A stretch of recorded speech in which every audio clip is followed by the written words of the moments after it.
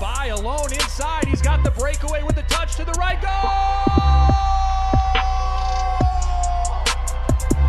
Everything you wanted from this debut. It's Brandon by taking a shot with the left. Goal! Isaac Friend from 25 yards out. The equalizer. Will Kidd with the touch of the goal.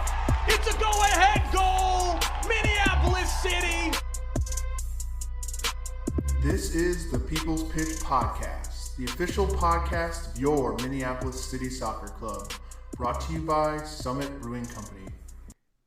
Deck the halls and kick some balls. It's the People's Pitch Podcast, your one and only source of podcasty goodness for all things Minneapolis City SC. As usual, I am Nate, and I am joined by the Grinch to my little Natey Pooh-Hoo. It's John Bisworm. John, are all of your soccer stockings hung by the chimney with care? They are. But now you have me thinking of a really good merch idea. Some Minneapolis City stockings. Yeah. I'd hang that ideas are born. Right here. Exactly. Right here. And where they also go to die. But no, man. The season's greetings to everyone. We're almost at Santa's birthday. So I'm really excited. It's our last show of a decade, Nate. We've been doing this for an entire decade. Well, we haven't, but the decade has been in existence for a decade. Let me rephrase that. We've been doing this in an entire decade. Yes. And we're going out strong, people. On tap this week, there's a little thing called the U.S. Open Cup. You may have heard of it. They announced their timing for the opening round of the proper tournament. And you know that we have some opinions on that. Our winter break college combine is happening right now. It began last week, so we have the scoop on that, where Nate will ask me some questions I can hardly answer. Mm-hmm. And soccer is a gift, people, and we'll appreciate the greatest gift it's given us this year. Sorry. Nate, I think it's enough time for small talk. We're recording now pretty late at night, and you have a baby to get to and some other kids to drive to school, and I have two kids to hopefully not want to drown in the morning because they've been crazy lately. Anyways, let's talk about some soccer. This got dark. All right. Yeah, so the shadowy cabal that is the USSF dropped some controversial news last week, John, which is very out of character, I know. But really this news has lower league soccer buzzing. The Federation announced that the competition would begin quite early this year, the week of March 24th, 25th of 2020. And there are, of course, a number of implications to that announcement, none of them particularly positive for lower league soccer. First of all, it means no college players for the two lower leagues who depend on them. That would be the NPSL and the USL2. And that is because according to NCAA rules, and you're familiar with this through your your speakings to all the coaches around the country, college soccer players are not allowed to compete outside of their academic commitments prior to May 1st. And for reference, if you want to think about how this would have worked out last year, the first round of 2019's U.S. Open Cup kicked off on May 7th.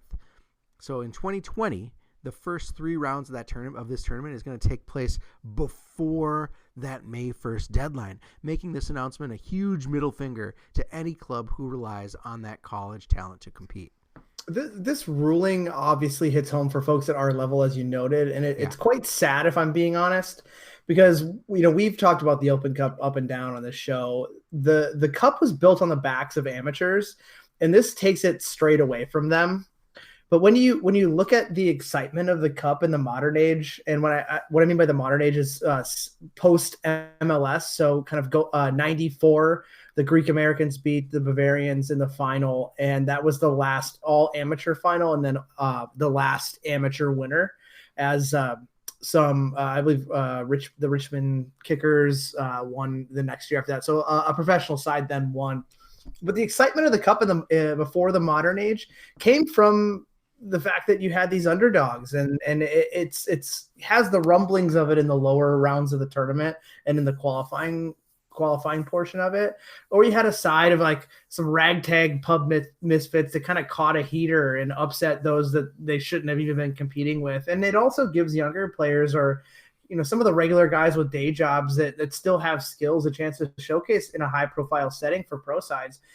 But now the emphasis really will be on what usually feels like an unattended regular season match for some of these top level teams. Yeah.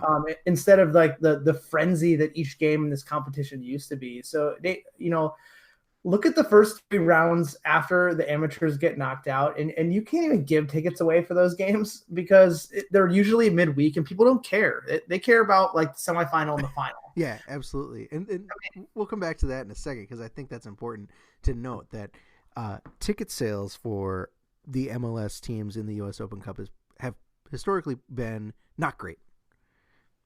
You can watch it on TV, watch it on ESPN Plus, and see the empty seats in the stands. Speaking of ESPN Plus, part of this that was handed down probably overshadowed a little bit by this decision was the fact that ESPN Plus will be involving itself in the lower round games, which I think is a positive, right? That's very cool. But here's the thing. That is like a huge major positive. So you're going to get, some serious broadcast of these lower division games, a lot of exposure for these people, but no one is going to be able to play in them. So, it was like, hey, we have this great idea and we trialed it last year and it worked out well. And, you had 12 men flying all over the country watching lower level games.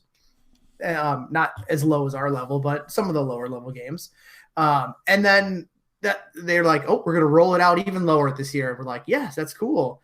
And then they're like, but we're going to cut out all the teams that you might actually have fun watching and could use the revenue. And here we are. Yeah. Well, the U.S. Open Cup news site, thecup.us, reported that a spokestroll for the USSF said that, quote, home teams, they didn't quote them as a spokestroll. That's my that's my label. But they said, quote, home teams will now have more time to promote and sell tickets. Funny thing, that's the first thing they mentioned, right? Because nobody's buying these tickets. So really it's like that's their solve. Well, if you had more than a week to sell tickets, maybe people would show up. I doubt it. They also say that visiting teams would be able to arrange travel earlier with more flexibility at a lower cost, and that's probably true. While those handling the broadcast production, aka ESPN, will be able to make arrangements with a more manageable timeline. And that the committee feels that the scheduling is necessary to drive increased interest in the tournament, which is bullshit, and help maximize sales for all involved, which is probably the number one reason, and ultimately build a more credible competition, blah, blah, blah. But I think for me, the key there is ESPN Plus wanted longer timelines so that they could get their people to the games, that it definitely maximizes revenue for the clubs that would host these games, which, as we know, will be MLS clubs because they're entering in earlier and earlier into the tournament. John, are you of the belief that if a club can't operate without college players, it has no business participating in this tournament anyway? Or are you on the side of those that say this is just another example of the USSF protecting their marketing machine from the potential embarrassment of a lower league upset? I think I fall right in between your two thoughts. Obviously, I feel this is another attempt by the USSF to further fracture something that was really not broken before they got involved in it. Mm-hmm. If you follow the original format and it looks like a half-hearted attempt to fix something, some of these major cup issues in the recent years, but I also feel that if you're not able to put a competitive side together with the best available players that you have at your disposal and not embarrass yourself, then no, you should totally decline.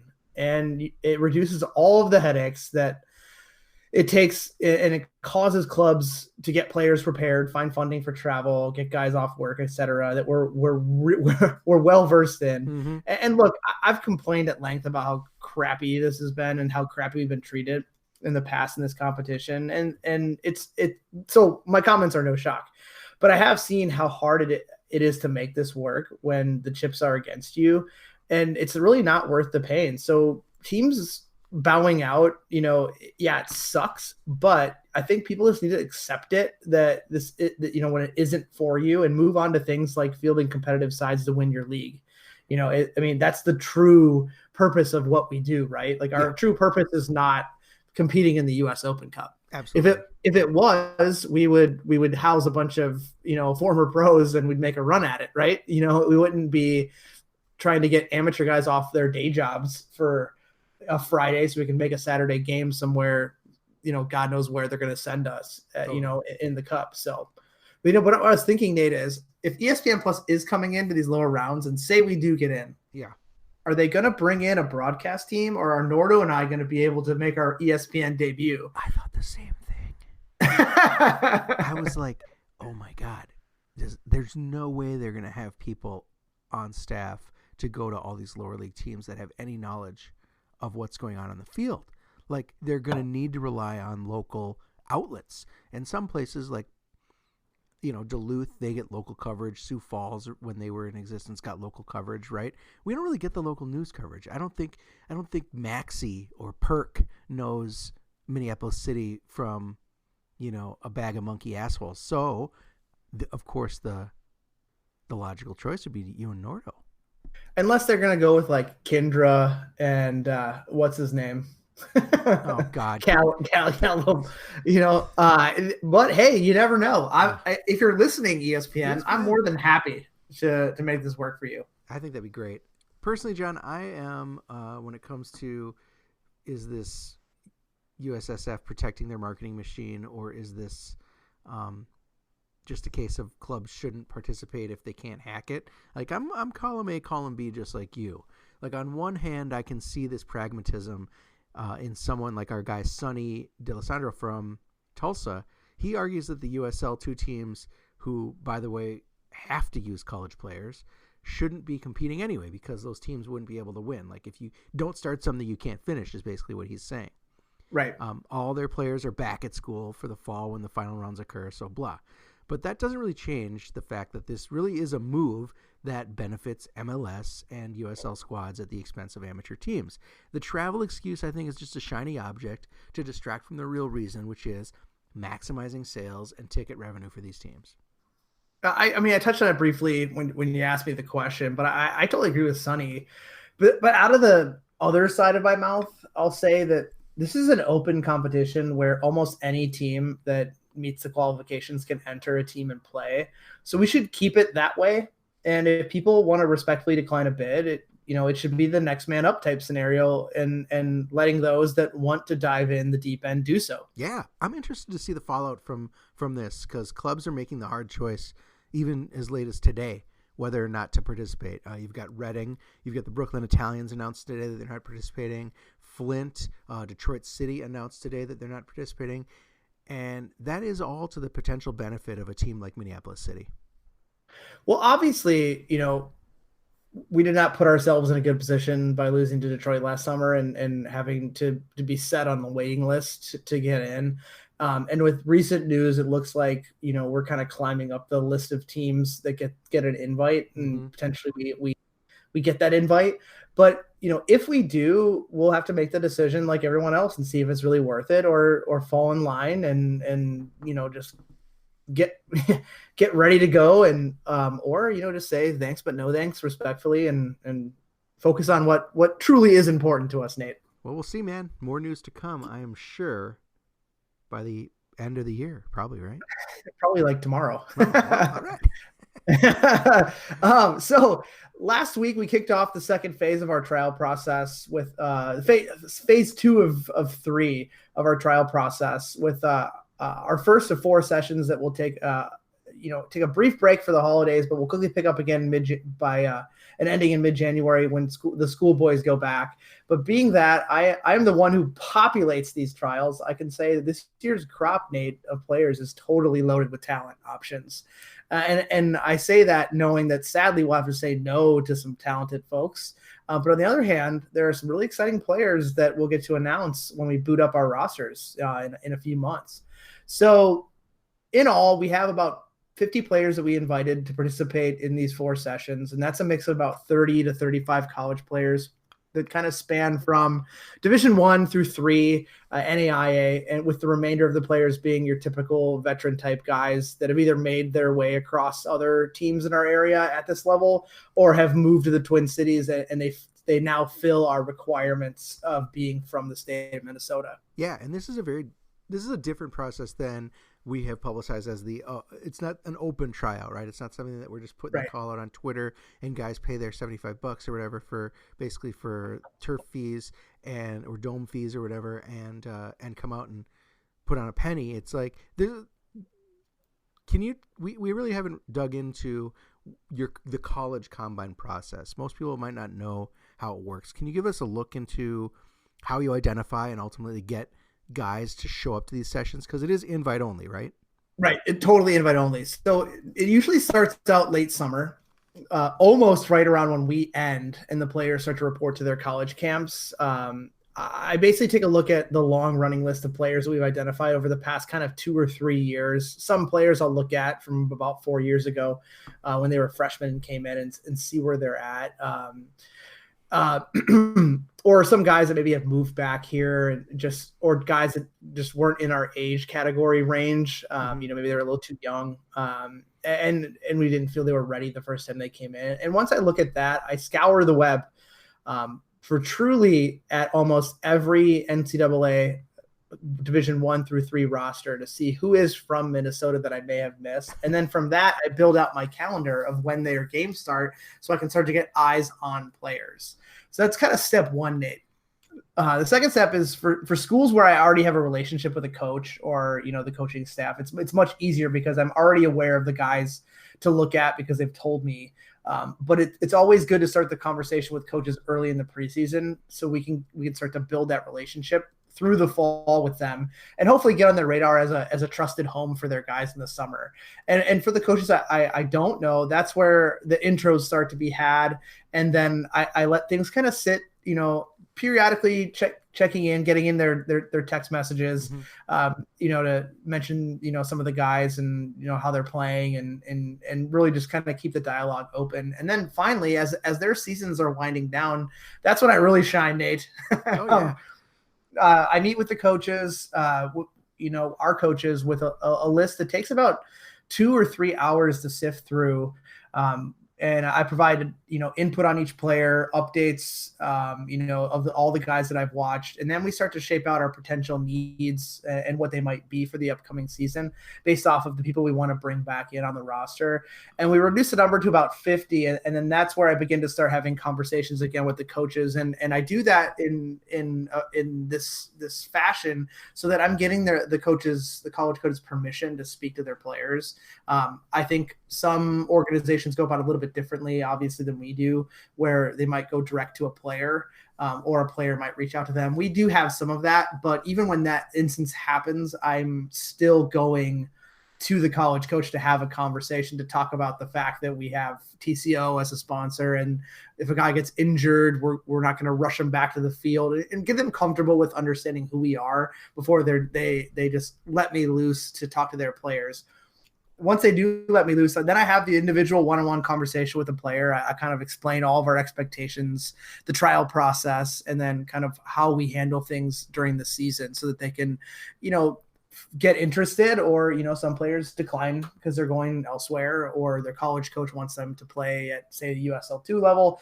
All that's fine and well, but then I just move on to the next guys on our list. Yeah, and those those coach conversations also probably serve as a nice relationship building tool because sometimes these college programs can become pipelines, right? You get one guy 1 year from St. Paul Central in your program, and maybe the next year you have 2 guys that he played with, and then all of a sudden you're looking at that program heavily more and more every year. And hey, now we've got constantly guys that are at X university that also you have a relationship with to maybe bring them into city trials. So that's pretty cool. Sounds like a lot of work, John. Like how big is your staff? It's me, Nate. It's just me. However, some news will be coming out that a former City player is now is going to be joining me on kind of the player evaluation staff. I think that's great. So I won't break any news here, but if you follow us on our social channels, it'll be announced relatively soon that someone's going to be stepping in and helping me, and I think everyone will be excited about it. So, John, beyond a better, better tournament seed, one thing that the announcement of, the U.S. Open Cup starting at the end of March will potentially affect for Minneapolis City is the look of the roster going into the spring, right? Do these college trials take on a different kind of objective, knowing that we also have a team that we need to build starting March 24th? I mean, not totally, but in some aspects, they most certainly do. For guys that are aging out of soccer in college, they no longer have spring obligations with their schools. So, given the fact that we may play an early few games if we do get entered into the Open Cup, we have the ability to perhaps include some of those guys that may be on the, that may be at our disposal, but also some kind of bubble players that might not be on our radar yet for the summer, but they have the ability to join us for the Open Cup. So give some guys, that have talent, that are in town, a chance to be selected within the club and showcase what they have. I mean, look in the past for our Open Cup rosters, you had guys like Charlie Adams, guys like Miles Norville, Miles Stockman-Willis, Nick Hutton, guys that use that as their stepping stone into a roster spot for the summer. So yes, we're thinking about the Cup roster as we go through these winter combine sessions, but I would say that there's probably about 10 players that I could identify off the top of my head that would fall into this category of being able to still be in school but aged out of soccer. So if you're a senior and you're not going to play again, it doesn't really matter if you start playing before your May 1st deadline? Yes, because you don't have any soccer obligations because you're out of eligibility. Gotcha. So, I mean, there are some guys that are seniors that still have a year of eligibility left, but the colleges that we're working with in this area that we could pull from with guys in this category, none of those guys are taking a year of grad school to go play at a Division I school. So they're aging out and they're ready to go. How do college players fit in now as you plan to build a roster that's going to compete all the way from the end of March through the end of July? Well, being the due diligent NCAA compliant person that I am, Nate, the rules dictate that, like you noted in your Open Cup stuff, that they're not allowed to have additional contact with any other team during their spring season.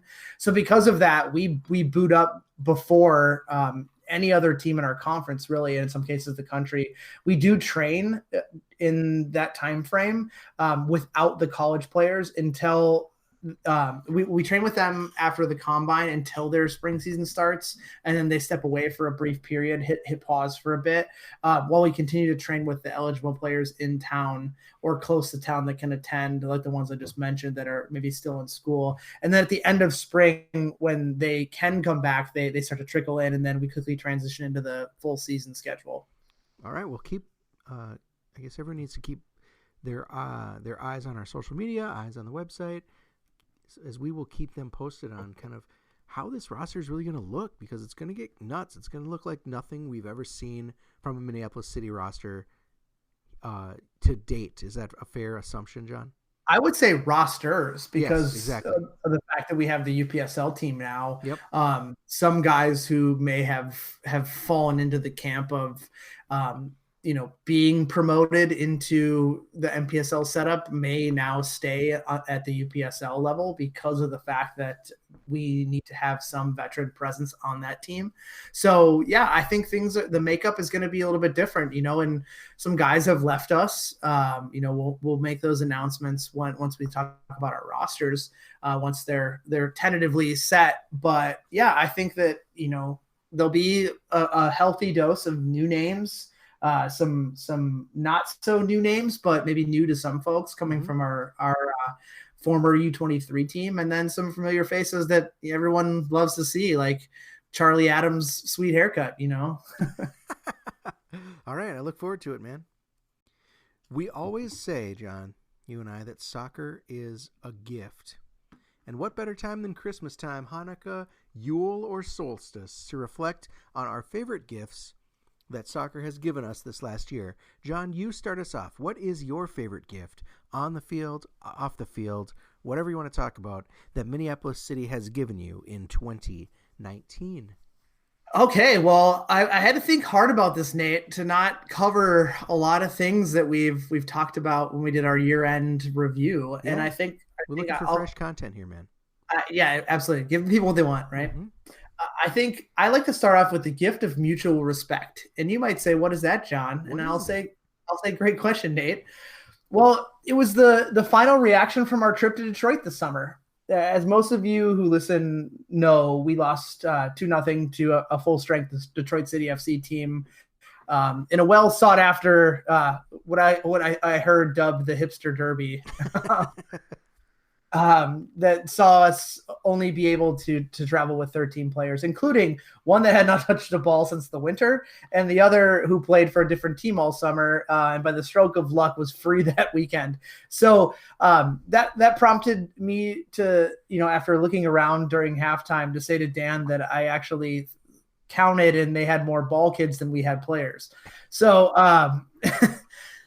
we had heard on the show and in the soccer world, on the show when we interviewed Fletcher before the playoffs on how the Northern Guard kind of treats opposing teams, how they intimidate them, how they truly have, formed a home field advantage when people come in to play them at Hammer Track. And we didn't back down, even, being fully behind the proverbial 8-ball on the day with both our outside backs being grounded at MSP due to weather. Mm-hmm. And the outcome was a tip of the cap to the group that we brought and the respect that we gave the home fans, thanking them for a fun day of soccer, which is very Minnesota nice of us, and something that went a long way in creating a really good relationship with a team that we would absolutely like to play against as they climb up the soccer ranks. And also on the day, I think an added bonus was hearing Nick Hutton, who was absolutely terrorizing their two center backs all game. Who these two center backs will definitely go on to have great pro careers at some level. But during the run of play, having Nick Hutton say to them, "Hey, isn't this awesome, man? What's your name? I'm Nick. I sell software. What do you do? Just play soccer or like something cooler?" So I'll never forget just the look on the guy's face and how hard Dan and I laughed on the touchline when we heard that. It's so innocent, but at the same time, like a total fuck you. Right. Like I took off work and I took off work today so I could play in this. I sell software. What do you do? For a living? I'm just fast. You played like a total Sandlot thing. Oh, you played in the Big East? Oh, I ran track. That is cool. I think that's an interesting take, John, that the gift of mutual respect, because I think a lot of people don't like us, Nate. Yeah, well, there's that, but I think that also, like, if you want to talk about the high bar or the highest echelons of amateur soccer, I think Detroit City is there, right? Like, if you're a fan of amateur soccer, at least you recognize that Detroit City is a staple. They're like they're a pinnacle, right? And for their fans and for their organization, and for their on-air talent to cover us and to talk about us so positively, like, it feels good to be invited into the club. You know what I mean? Like, we've always kind of been in the conversation as these young asshole upstarts from Minnesota that have just something to prove and whatever. But it's cool to be, it's cool to have that respect. So that's an interesting take. I hadn't thought about it. Speaking of their on-air talent, I loved it when I went back and watched the game again. When they would say something about our guy, and then they would immediately say something about their guy. Mm-hmm. And it like, I'll give a great example, and no slight to this player, but they were like talking about Matt Murakami being like a academic all region at Gustavus in Division III, and then they're like, but our guy was the leading goal scorer in the Big Ten at Michigan State last year and has had pro trials at like all these places. And they'll be like, but this guy he's smart. He went to, he went to a good college. And they'd be like, we don't really have a whole lot of Nick Hutton, but then they're like, but our center back went to Florida State. And so that's another interesting anecdote from that day. I like it. So on the field, even though my first thought kind of covered both sides, I look at the fact that we selected two players from the open trial process that were not only fan favorites and embodied everything that we want in a member of our club, once they were selected, but due to injuries this summer, these guys took the opportunity to become 90+ minute players for us, game in and game out for almost the entire season. And that's the addition of Zuhir Alabasi and Jonah Garcia. I think Jonah is just he's a great guy, and his performance all season put him in the conversation before he was rightfully boned by not making all conference or all region, because he really did deserve it with his play. And with Zuhair, he seems to have kind of finally found a soccer home that really fits him. And, he's able to bring his experience playing at this level with other teams like VSLT and the Dakota Fusion, and bring that along into our club with this desire to learn the game, from our coaching staff, from the other players, and be part of something bigger than just a soccer team. Mm-hmm. And his skill sets on the field, I think, was something that we really need, and we find success in, being that he's a defender that's kind of willing to completely bomb forward into an attack, and has the ability to perform in the attack and really pin a defense back. So I guess from an on the field perspective, I'm super happy that both of them are with us. Unless something totally falls apart or they get a chance to impress at a higher level, hopefully they'll be back in 2020. Yeah, I mean, I think we'll talk about a little bit about this in a second here, as far as my on the pitch gift. But I think that these guys both stepped up in a really big way. And I remember when Zuhair first joined, that you had made a comment that, like, he's never really been coached. Right. Like, he showed never up to Dakota and he just played, and he was good, and that was as good as Dakota could get out of him, right? Like, they had no business telling him how to improve. Right. Or they had him playing centrally, and that's just not where he plays. It's not where he's best suited. And no one had ever put him in a position like outside back in a system like ours. Yeah. And he shined. And look at him now. So I'm super happy to have him. I think it's awesome. For me, off the pitch, I got to say that the love the club and the community continues to show for everyone involved is something that is a gift, both to me, but also that I can witness out there in the world. I think Dan said it best. I read the protagonist soccer profile that they did on us today, mm-hmm. and Dan said it best, that this specifically the outpouring of support for Goose is the best example of this. When you talk about the community getting together and raising, something like $14,000 for this kid, constantly messaging him, reading his blog posts, being there with him, being there for him, is really something that just doesn't happen in the world that often, especially just for an amateur soccer team, right? For the community to get behind him like that is awesome. And I think all of us that work for the club have felt something like that measure of support, even in the tiniest of moments. I mean, even with people tweeting at me, during the game about the songs, or people tweeting at us or emailing us about the podcast and how they love listening to it in England, like stuff like that is like, that's really cool. And that feels like it's cool to feel supported by such a great soccer community. And I think the fact that Minneapolis City has created and continues to develop that community is really a gift for everyone involved. I think, to be fully transparent, love us or hate us, we have people on both sides of both those camps. Mm-hmm. We set out with a mission for what we were going to do. And if you love us, you love us because of that mission. And if you hate us, you hate us for a different reason, or for the fact that we're sticking true to our mission and we're unapologetic about it.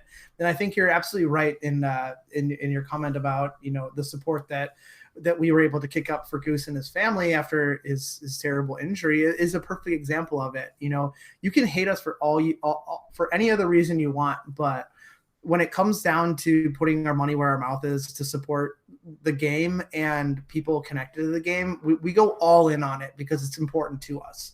And I think that if I wouldn't have picked my Detroit City portion of your question about what I'm thankful for this year, or what I wanted to point out, this was a very close second. Yeah, awesome.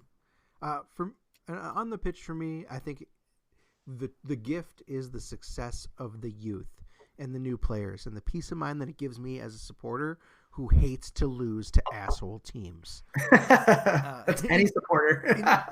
In 2019, like, our first generation players, it's the first year that our first generation players have started to show their age, right?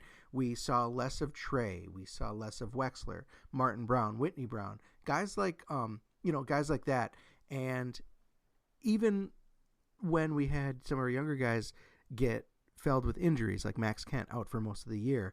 Guys like Eli and Aiden and Zuhair and Nick Hutton and Jonah, they've all shown that the kids are all right, and we can put our faith in the new players that have been chosen to play for this team, and they can be the pieces that this team needs to keep winning. And I think that's something that for a while there in the middle of the season, as we saw this shift to the new talent, and we saw the some U23 call-ups and things like that, like you get nervous, like are they going to be able to perform in big games? Losing to Med City in the final game, things like that. You get worried about stuff like that, but in the end, it all works out, and the formula is a successful one. I think you make a really great point here.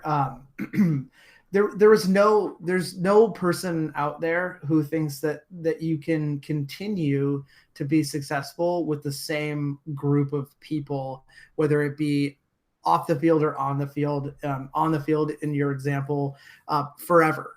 Because you just can't. It's a sport, and you need to get younger. You need to bring in the next wave at some point. And for us, when we got past year 2, there was a topic of conversation that we had with kind of the club leadership on what are we going to do when that happens? Are we going to be okay with maybe a mediocre season or 2 until we get these, because of our whole mission to have local players? The well's going to dry up at some point. What we found is that the well isn't going to dry up. We constantly have really good talent in this area, but on the flip side of that, you have to then, age out players that were the reason why we're here. Yeah. And that has to be done delicately, because everyone that plays a sport is competitive, and they don't want to be told that it's maybe not their time anymore and then and move away. So I think that it's a really good step in the right direction for us as a club, now that we're here, to see that, the kids are all right and we are in good hands, and some of these guys that may be aging out are still going to be involved in the club at some level, because they love being here, and they can be moved into the legend category and then be okay with that. And I think it's a really good point that you make. All right. Well, those are the gifts, man. Yeah, Merry gifts Christmas. Wrapped up with a bow. Mm-hmm. So that's all for tonight. Thank you, as always, to our show sponsors, Summit Brewing Company. Winter is here, and it is holiday season. And with holiday season comes summer winter ale. It helps you take winter and in-laws and screaming kids right in the face with a smile. Get some at your local liquor store or your watering hole in your local community today. Summit, more meaningful brew since 1986.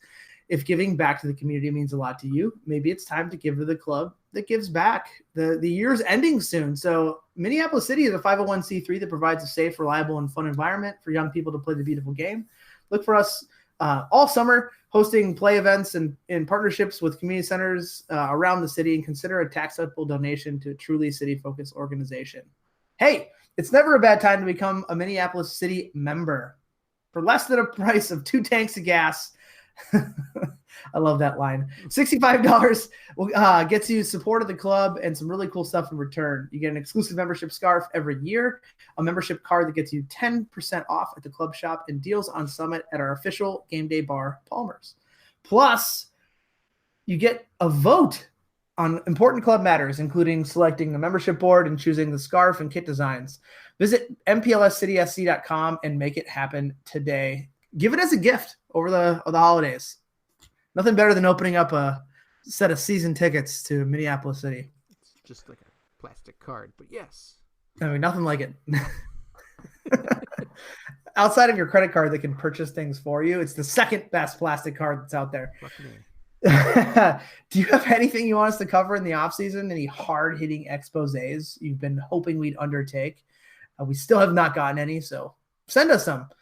It's easy. Hit us up on Twitter at The People's Pitch, or through email, mcscpodcast@gmail.com.